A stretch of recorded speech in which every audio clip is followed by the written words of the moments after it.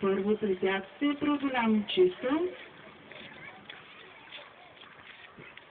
Второ препятствие също преодоляно чисто.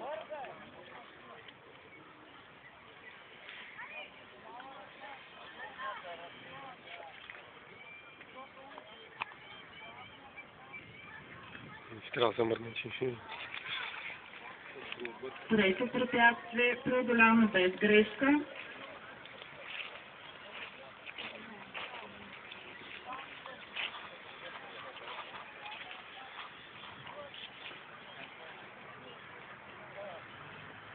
Четвърто препятствие също без грешка.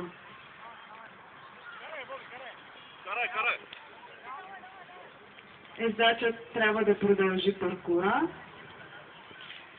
като този допълнителен вод, който той направи, ще се счита за 4 наказателни точки.